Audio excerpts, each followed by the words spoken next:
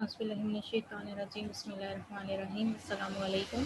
तो अब lecture number 18 का बी पार्ट है, जिसके अंदर आज हम एक न्यू कंसेप्ट सीखेंगे। आज का जो मेन टॉपिक है, जो इस पूरे लेक्चर नंबर 18 के अंदर हमने समझना है, वो है प्रोनाउंस। प्रोनाउन समझते हुए एक बात याद रखिएगा कि ये अरबिक का वो टॉपिक है जिसको यूँ समझ लें कि एक बिल्डिंग होती है ना, तो उस बिल्डिंग के जो पिलर्स होते हैं या फिर जो बैकबोन होती है, जो इंसान के बॉडी में बैकबोन की जो पोजीशन होती है ना, या फिर जो उसकी अहमियत होती है, प्रोनाउंस की अरबिक लैंग्वेज के अंदर वही अहमियत है। अगर आपको प्रोनाउंस बहुत अच्छे अंदाज से आ जाएंगे ना, आप इसका कंसेप्ट बहुत अच्छे अंदाज से सीख गए, यानी कि आपने 60% जो अरबिक का पार्ट होगा, या फिर कह लें 70% जो अरबिक का पार्ट होगा, उसमें आपको बेहद बेहद आसानी हो जाएगी, क्योंकि प्रोनाउंस हर जगह मौजूद हैं। कुछ ऐसे प्रोनाउंस हैं जो अटैच्ड हैं, यानी किसी लफ्ज़ के साथ मिलकर आते हैं। कुछ ऐसे हैं इंडिपेंडेंट है, किसी के साथ मिलना पसंद नहीं करते तो अलग से आते हैं। इसकी जो प्रॉपर्टीज़ हैं, 4 प्रॉपर्टीज़, तो status, number, gender, type. Pronouns की स्टेटस, नंबर, जेंडर, टाइप भी जानने में हमें टाइम नहीं लगता, बहुत आसानी से हमें पता चल जाता है, और इनको याद करने का भी बहुत आसान तरीका है। ये सिंपल से वर्ड्स हैं जो हमारे सामने लिखे हुए हैं, एज इट इज़ ये कुरान पाक के अंदर मौजूद होते हैं या अरबिक लैंग्वेज में कहीं पर भी। लेकिन वही बात कि प्रोनाउंस को याद करना और इन्हें अजबर करना बहुत ज़रूरी है, क्योंकि अगर आपको प्रोनाउंस नहीं आएंगे, आपको अरबिक की आगे की बहुत सारे टॉपिक्स की समझ में नहीं आएगी। तो जो अहमियत आपके जिस्म के अंदर इस रीढ़ की हड्डी की है ना, वही प्रोनाउंस की अरबिक लैंग्वेज के अंदर है। तो अगर आपकी रीढ़ की हड्डी सलामत नहीं है ना, तो आप फिर किसी काबिल नहीं हैं। ऐसा ही होता है ना। तो इसी तरह फिर प्रोनाउंस को याद कर लीजिएगा। बहुत अच्छे अंदाज से समझाने की मैं पूरी कोशिश करूँगी कि मैं अपनी तरफ से 100% दूँ, ताकि आपको प्रोनाउंस काफ़ी ईज़िली याद हो जाएँ। लेकिन आपको अपनी मेहनत की भी इनपुट डालनी पड़ेगी, ताकि आउटपुट निकल सके। तो स्टार्ट करते हैं। अच्छा, अब यहाँ पर पहले इस पूरे पेज को देखें। इस पूरे पेज में कुछ वाइट बॉक्सेस हैं, जैसे कि ये 3, फिर ग्रे बॉक्सेस हैं, जैसे कि ये 3, फिर वाइट बॉक्स, फिर ग्रे बॉक्स, फिर वाइट बॉक्स, फिर ग्रे, फिर वाइट एंड फिर ग्रे। अब इसमें क्या है, जो वाइट बॉक्सेस है ना, उसके अंदर वो प्रोनाउंस लिखे हुए हैं जो कि इंडिपेंडेंट है। इंडिपेंडेंट का मतलब ये है कि वो किसी भी लफ्ज़ के साथ मिल के नहीं आएंगे। जैसे आपने अक्सर सुना होगा रब्बुहु, उसका रब, ये जो हु आता है ना एंड में।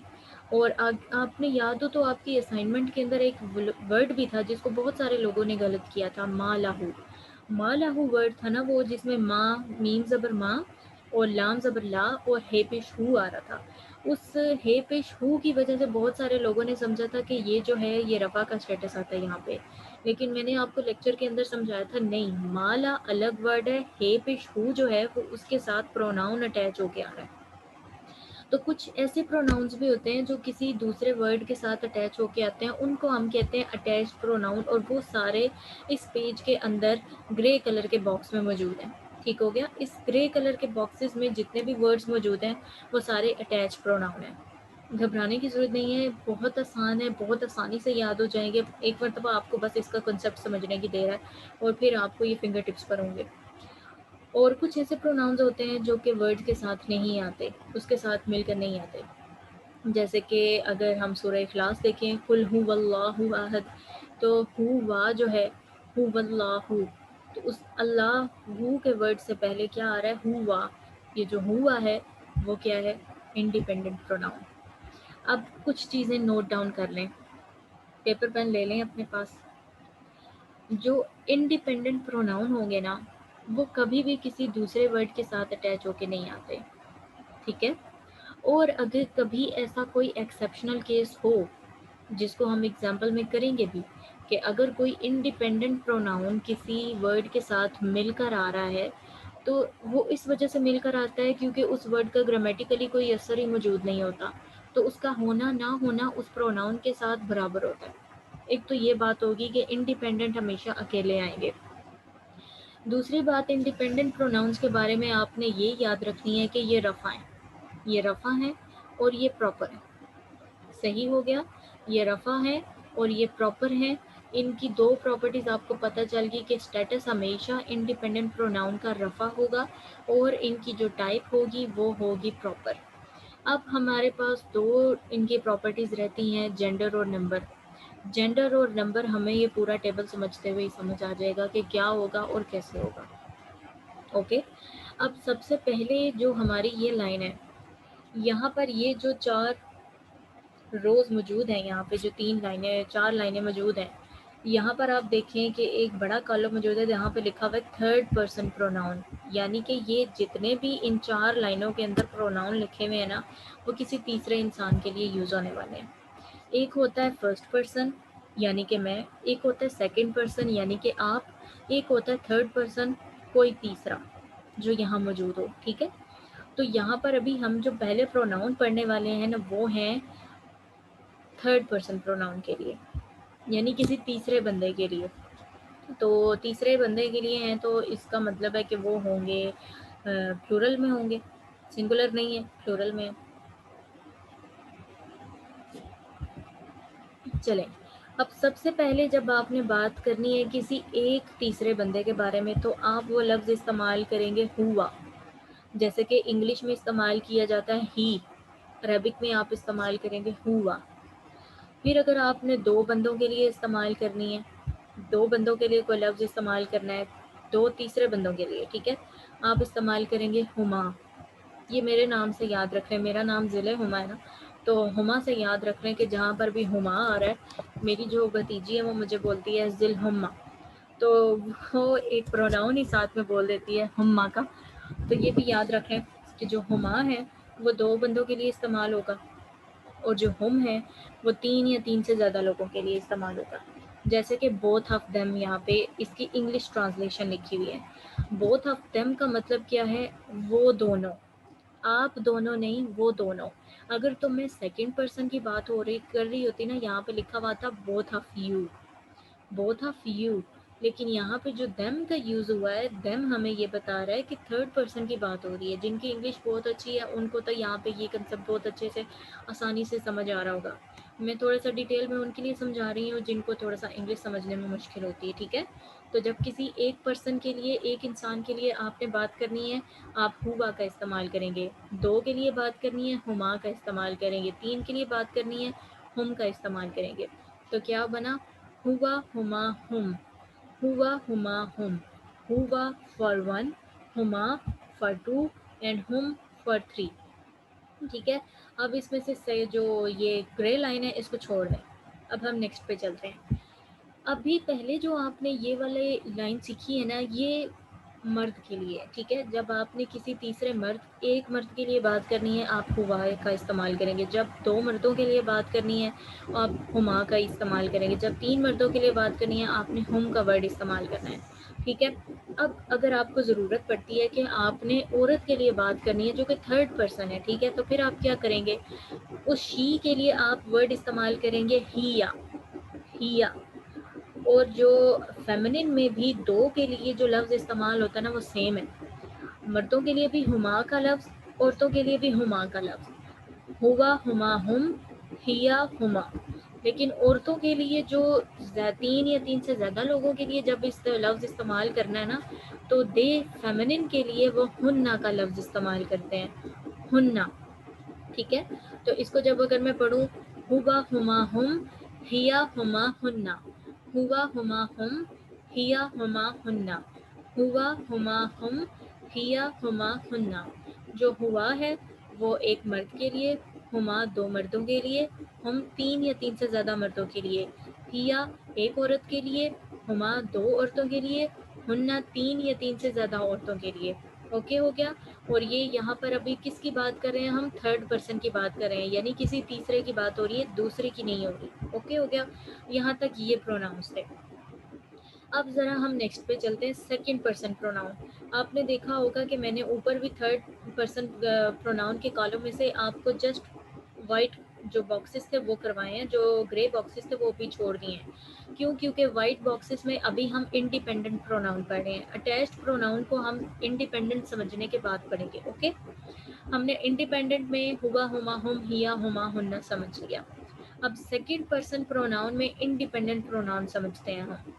जब आपने किसी सेकंड पर्सन की बात करनी है ना, यानी कि अगर मैं मेरे सामने मौजूद किसी मर्द की बात करती हूँ, ठीक है, कि तुम ये क्या कर रहे हो, तो मैं तुम के लिए जो अरबी में लफ्ज़ इस्तेमाल करूँगी ना वो होगा अंता, ठीक है। उसी तरह जब मैं वो मेरे सामने बैठी हुई लड़की है और मैं उसको कहती हूँ तुम ये क्या कर रही हो, तो मैं उसको मुखातिब करते हुए अंता का प्रोनाउन इस्तेमाल नहीं करूँगी, मैं बोलूँगी अंती। मर्द के लिए अंता, औरत के लिए अंती। फिर जब मैंने दो लड़कियों के बारे में बात करनी है, मेरे सामने अब दो लड़कियां मौजूद हैं, मैं उनसे कहती हूँ तुम दोनों ये क्या कर रही हो, तो मुझे वहाँ पे उनके लिए जो प्रोनाउन इस्तेमाल करना है वो क्या होगा, अंतुमा होगा।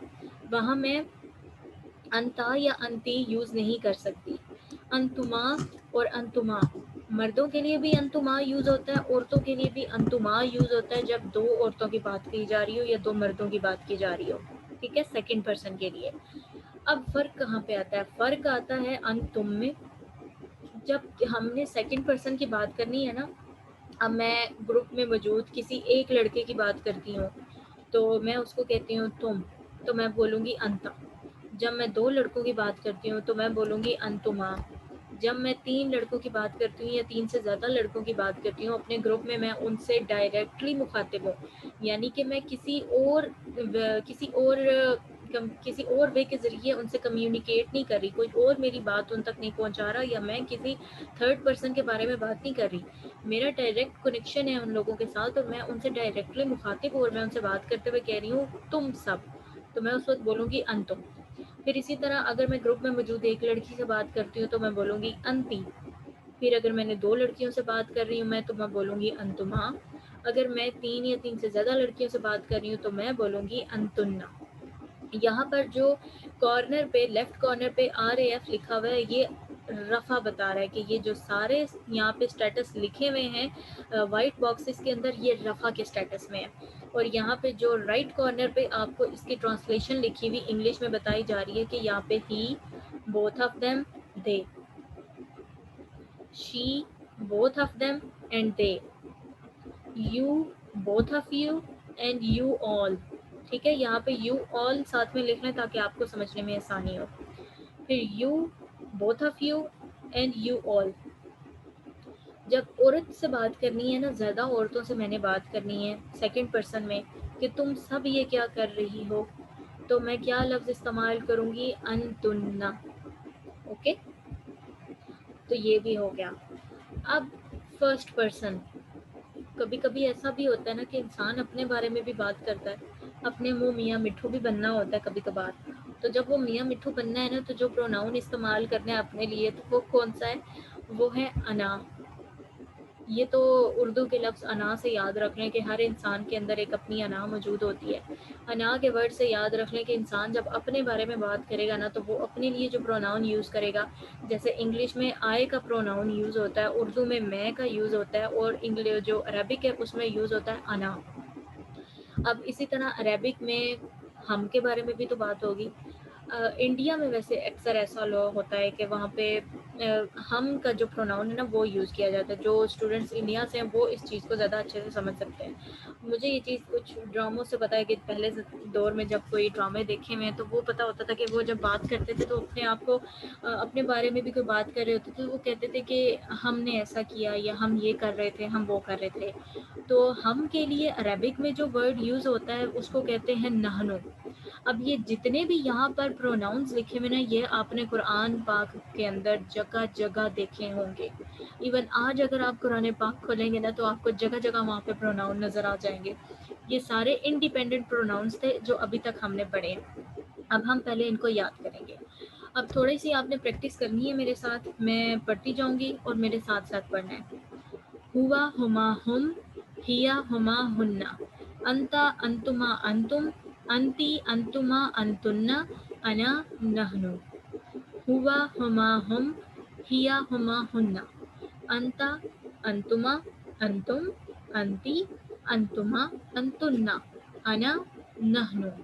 हुआ हुमा हुम, हिया हुमा हुन्ना, अंता अंतुमा, अंतुम, अंती, अंतुमा, अंतुन्ना, अना, नहनु, हुआ, हुमा, हुम, हिया, हुमा, हुन्ना, अंता, अंतुमा, अंतुम, अंती, अंतुमा, अंतुन्ना, अना, नहनु, हुआ, हुमा, हुम, हिया, हुमा, हुन्ना, अंता, अंतुमा, अंतुन्ना, सॉरी, अंतुमा, अंतुम, अंती, अंतुमा, अंतुन्ना, अना, नहनु, हुआ, हुमा, हुम, हिया, हुमा, हुन्ना, अंता, अंतुमा, अंतुम, अंती, अंतुमा, अंतुन्ना, अना, नहनु। देखें, ये सारी प्रैक्टिस जो मैंने आपको करवाई है, मैं आपको ज़ुबानी करवा रही थी। तो इसी तरह से आपने भी फिंगर टिप्स पे ये अटैच प्रोनाउन याद करने हैं जो अभी तक मैंने आपको समझाए। अब ये जो थर्ड पर्सन, सेकंड पर्सन और फर्स्ट पर्सन प्रोनाउन है ना, ये ज़रा मैं थोड़ा सा आपको ये पिक्चर्स के साथ समझा दूँ। यहाँ पे देखें, third person pronoun. Third person pronoun को हम पिक्चर से समझते हैं। जब हम किसी तीसरे मर्द के बारे में बात कर रहे थे तो क्या था, कौन सा प्रोनाउन था, हुआ। जब कोई दूर मौजूद दो लोगों के बारे में हम बात कर रहे हैं तो हम क्या बोलेंगे, बोथ ऑफ देम को इंग्लिश में क्या, अरबिक में हम क्या बोलेंगे, हुमा।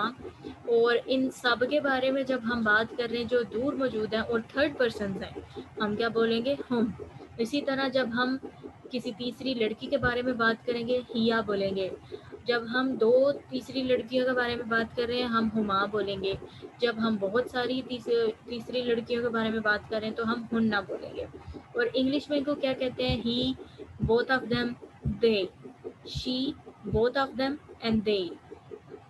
जो सेकंड फॉर्म्स हैं बोथ ऑफ देम के लिए वो सेम है, और बोथ ऑफ यू के लिए भी सेम थी कि अंतुमा और अंतुमा ही था। लेकिन जो ही, शी और दे मैस्कुलिन और दे फेमिनिन के लिए जो वर्ड्स थे वो चेंज हो रहे थे। जैसे कि यहाँ पे हुम था तो यहाँ पे हुन्ना था, यहाँ पर हुआ था तो यहाँ पर ही या था। तो ये आपको थर्ड पर्सन प्रोनाउन अब याद हो जाने चाहिए, हुआ, हुमा, हुम, हिया, हुमा, हुन्ना। ये जो पिक्चर्स हैं यहाँ पर इसीलिए अटैच की गई हैं ताकि आपको आसानी से समझ आ सके कि यहाँ पर एक है तो हुआ, दो हैं तो हुमा, तीन है तो हुम, एक है तो हिया, दो लड़की हैं तो हुमा, तीन लड़की हैं तो हुन्ना। ये थर्ड पर्सन था। अब देखें यहाँ पर, अच्छा पिक्चर्स में फ़र्क देखें, इधर जब इशारा है ना तो दूर की तरफ इशारा है, ठीक है, तो आपको पता चल जाना चाहिए यहाँ पे थर्ड पर्सन है। यहाँ पर डायरेक्टली बात हो रही है, वो डायरेक्टली उन लोगों की तरफ इशारा करके बात कर रहा है, उनसे डायरेक्टली मुखातिब है, कोई उनके दरमियान थर्ड वे ऑफ कम्युनिकेशन नहीं है, ठीक है। तो अब देखें, अंता, तुम, अंतुमा, तुम दोनों, अंतुम, तुम सब, अंती, तुम लड़की, अंतुमा, तुम दोनों लड़कियां, अंतुन्ना, तुम सब लड़कियां, अना, मैं, नहनु, हम। तो ये थे वो अटैच प्रोनाउन जो अभी तक हमने, सॉरी, इंडिपेंडेंट प्रोनाउन जो अभी तक हमने सीखे थे। और इनके बारे में और क्या क्या हमने सीखा है कि ये किसी वर्ड के साथ अटैच होके नहीं आते, और अगर कभी 100 में से कोई 1% चांस ऐसा हो भी जाए कि ये किसी के साथ अटैच होकर आए तो वो उस वक्त ऐसा होता है जब उस वर्ड का कोई ग्रामेटिकल अफेक्ट ही नहीं होता, उसका कोई असर ही नहीं होता, चाहे वो मौजूद है नहीं मौजूद, प्रोनाउन को उससे कोई फ़र्क ही नहीं पड़ रहा होता, तब वो उसके साथ अटैच होके आते हैं, ठीक है। तो एक तो ये कि इंडिपेंडेंट किसी के साथ अटैच होके नहीं आते, दूसरा ये कि ये हमेशा रफ़ा के स्टेटस में होते हैं, तीसरा ये कि ये हमेशा मौजूद होते हैं प्रॉपर टाइप में, ये कॉमन नहीं है, ये प्रॉपर है, ठीक है। प्रॉपर का जो जब हमने टेबल पढ़ा था, जब हम तो वो हम पढ़े थे ना कि या तो अलिफ लाम होना चाहिए, या फिर वो किसी का प्रॉपर नेम होना चाहिए, या फिर अगर कोई प्रोनाउन है तो वो जो प्रोनाउन होते हैं वो प्रॉपर की कैटेगरी में आते हैं। तो ये हैं वो प्रोनाउंस, इंडिपेंडेंट प्रोनाउंस जो कि प्रॉपर की कैटेगरी के अंदर आएंगे। ओके हो गया।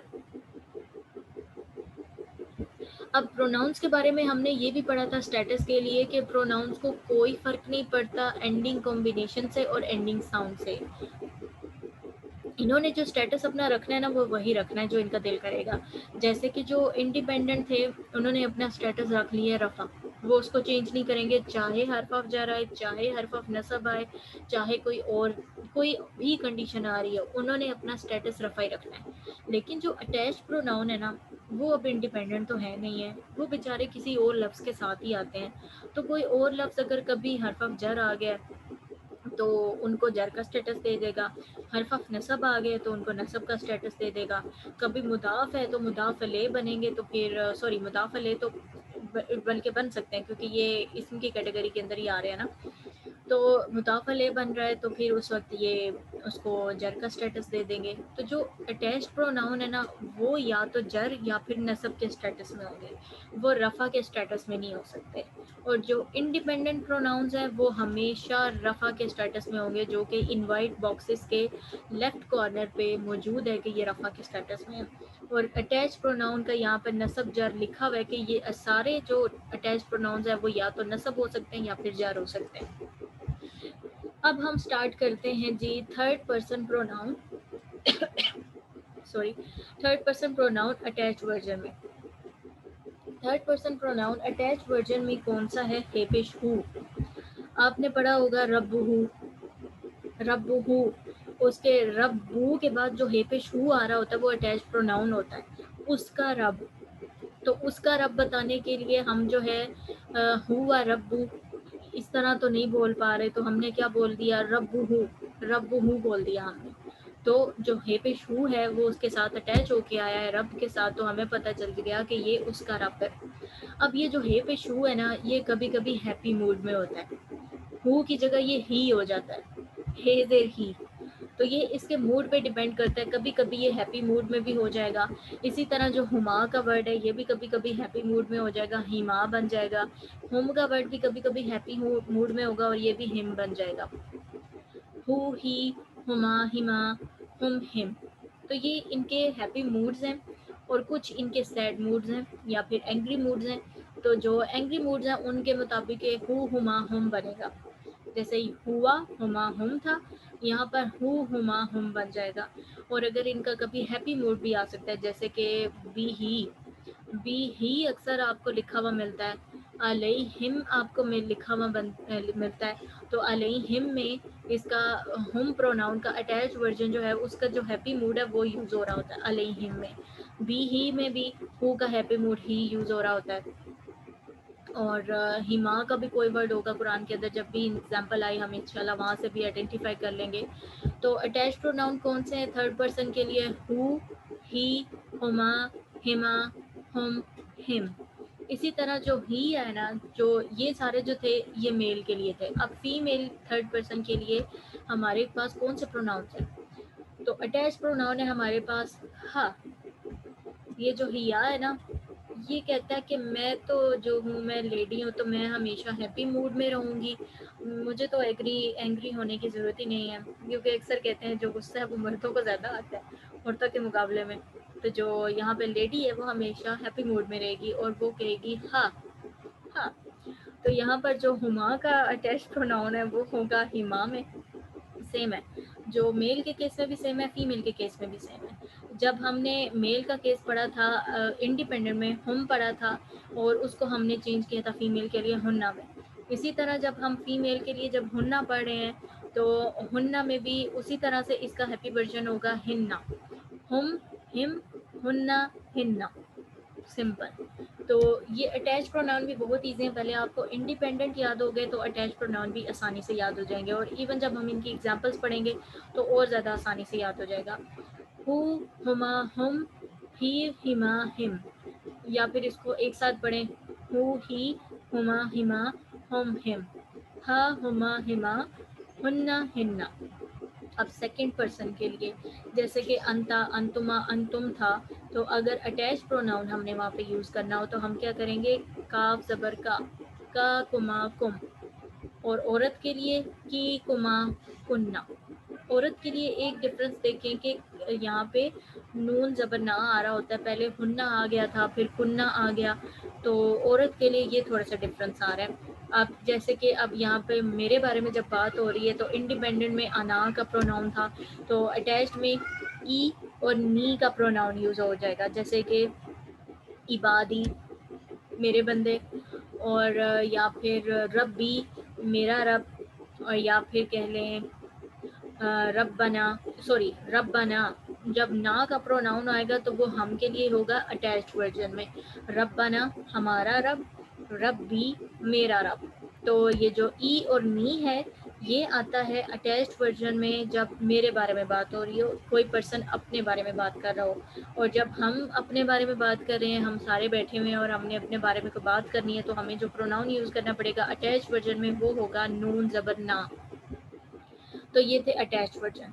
अटैच्ड वर्जन के लिए अटैच्ड प्रोनाउन का क्या है कि इनका जो स्टेटस होगा वो या नसब होगा या जर होगा, और ये डिपेंड करेगा इन उन अल्फाज के साथ जिनके साथ ये अटैच होकर आ रहे होंगे, और ये भी प्रॉपर हैं, कॉमन नहीं है। और दूसरी बात, अब दो प्रॉपर्टीज़ हमारी रहती हैं प्रोनाउंस के लिए, इनका हमने जेंडर देखना है और इनका हमने देखना है नंबर। अब ये भी जानना बहुत आसान है, क्योंकि देखें हमने फीमेल के लिए प्रोनाउंस डिफरेंट यूज़ किए हैं, हमने मेल के लिए डिफरेंट यूज़ किए हैं, तो हमें मैस्कुलिन और फेमिनिन प्रोनाउंस का आसानी से पता चल गया। जैसे कि अगर मैं मैस्कुलिन प्रोनाउन पढ़ूँ, हुआ, हुमा, हुम, अंता, अंतुमा, अंतुम, अना, नहनु। अना और नहनु फीमेल और मेल के लिए दोनों के लिए सेम यूज होंगे, ठीक है, उसमें कोई डिफरेंस नहीं है। लेकिन जब मैंने इंडिपेंडेंट प्रोनाउन में औरतों के लिए बात करनी है, तो मैं कौन से प्रोनाउन यूज़ करूँगी? हिया, हुमा, हुन्ना, अंती, अंतुमा, अंतुन्ना, अना, नहनु। अगर मेल के लिए बात हो रही है, हुआ, हुमा, हुम, अंता, अंतुमा, अंतुम, अना, नहनु। फीमेल के लिए हो रही है फीमेल के लिए हो रही है तो क्या होगा? हिया, हुमा, हुन्ना, अंती, अंतुमा, अंतुन्ना, अना, नहनु।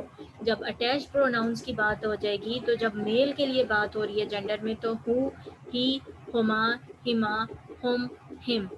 का, कुमा, कुम, और ई और नी या फिर ना, ये अटैच प्रोनाउन की बात की है मैंने। जब औरतों के लिए बात हो जाएगी, तो हा, हुमा, हिमा, हुन्ना, हिन्ना, की, कुमा, कुन्ना, अना, अना का नी और ई, और नहनु का ना आ जाएगा।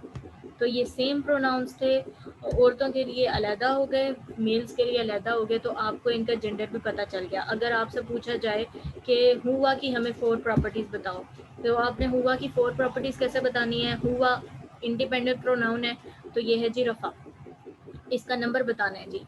ये हुआ ये थर्ड पर्सन के लिए यूज़ होता है, और ये सिंगल पर्सन के लिए यूज़ होता है, ही के लिए यूज़ हो रहा है, तो ये है सिंगुलर। अब आपने इसका बताना है जेंडर, ही के लिए यूज़ हो रहा है तो ऑब्वियसली मैस्कुलिन। अब आपने टाइप बतानी है, टाइप हमें पहले से ही पता है कि ये प्रॉपर है, तो इसकी 4 प्रॉपर्टीज़ बता दी आपने। इसी तरह जब आपसे ही या का पूछा जाएगा, ही या का स्टेटस क्या है? रफ़ा है। ही या का जेंडर क्या है? फीमेल है। ही या का नंबर क्या है? सिंगुलर है। सिंगुलर एक औरत के लिए इस्तेमाल किया जाने वाला इंडिपेंडेंट प्रोनाउन है। टाइप क्या है? प्रॉपर। तो आपने 4 प्रॉपर्टीज़ ऑफ प्रोनाउंस भी बता ली इस तरह से, और आपको ये भी पता चल गया कि औरतों के लिए कौन से प्रोनाउन है और मर्दों के लिए कौन से प्रोनाउन है, और दोनों के लिए अना, नहनु, ई और नी और ना। ये वाला जो कॉलम है ना, ये वाले, ये मर्द औरत दोनों के लिए इस्तेमाल हो रहे होते हैं। लेकिन यहाँ पर आपने देखा है कि ये ग्रीन बॉक्सेस मर्दों के लिए, पिंक बॉक्सेस औरतों के लिए, फिर यहाँ पे अंता जब तुम्हारी बात आ रही है, तो जो येलो बॉक्सेस हैं वो हैं मेल्स के लिए, और फिर से लाइट पिंक कलर का ही कलर है वो है फीमेल्स के लिए, और यहाँ पे जब दोनों के लिए यूज़ हो रहा है तो ये लाइट ग्रीन कलर्स का जो शेड है वो यूज़ किया जा रहा है, जहाँ पे मेल और फीमेल दोनों के लिए यूज़ हो सकता है। अच्छा, अब ज़रा अटैच प्रोनाउन भी इन पिक्चर्स की फॉर्म में समझ लेते हैं। जब किसी एक बंदे की बात हो रही हो, किसी थर्ड पर्सन की बात हो रही हो, और उसके लिए हमें अटैच प्रोनाउन यूज़ करना पड़े हुआ की जगह, तो हम कौन सा यूज़ करेंगे? या फिर हम हु को यूज़ करेंगे या फिर ही को यूज़ करेंगे।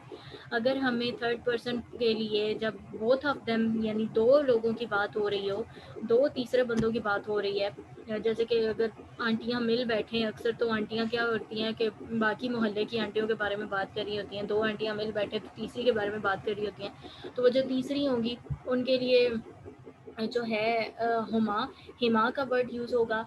और इसी तरह से क्योंकि ये जो सेकंड में जो लफ्ज़ आ रहा है हुमा का, ये मेल के केस में भी सेम है, फीमेल के केस में भी सेम है। किसी तीसरे मर्द की बात हो रही है, 2 मर्दों की, तो भी हुमा, किसी तीसरी 2 औरतों की बात हो रही है तो भी हुमा। लेकिन इनके जो अटैच वर्जन है उनमें हुमा के साथ हिमा भी आ जाएगा, इनका हैप्पी वर्जन। जैसे हु का ही था, हुमा का हिमा हो जाएगा।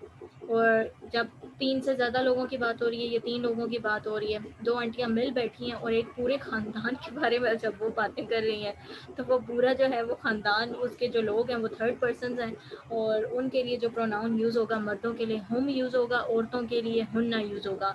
और जब हम अटैच्ड की बात करेंगे तो अटैच्ड वर्जन में इनका हुम और हिम आ जाएगा, हुन्ना और हिन्ना औरतों के लिए आ जाएगा। अब बात आती है सेकंड पर्सन की। सेकंड पर्सन में जब एक मर्द से बात की जा रही है, जैसे कि अगर मैं किसी मेल स्टूडेंट से बात करती हूँ तो मैं बोलूँगी अंता, और अगर मैं बोलूँगी कि मैं बोलूँगी उसके बारे में अटैच प्रोनाउन मुझे यूज़ करना है, तो मैं काफ ज़बर का वर्ड यूज़ करूँगी। जैसे कि फॉर एग्जांपल अगर मैं बोलती हूँ तुम्हारी किताब, तो मैं बोलूँगी किताबू का, तुम्हारी किताब। अंतुमा, तुम दोनों, इसके लिए अटैच प्रोनाउन कुमा यूज़ होगा। अंतुम, तुम सब, इसके लिए अटैच प्रोनाउन यूज़ होगा कुम का कुमा कुम। औरत के लिए कौन सा यूज़ होगा? की का कुमा कुम, की कुमा कुन्ना। कितना इजी है। सेकंड पर्सन प्रोनाउन अटैच में का कुमा कुम, की कुमा कुन्ना, का कुमा कुम, की कुमा कुन्ना, का कुमा कुम, की कुमा कुन्ना। 2 के लिए कुमा और 2 से ज़्यादा के लिए कुन्ना। तो यहाँ पर जो लिखे हुए हैं ये इंडिपेंडेंट प्रोनाउंस हैं और यहाँ पर जो लिखे हुए हैं ये सारे हैं अटैच प्रोनाउंस।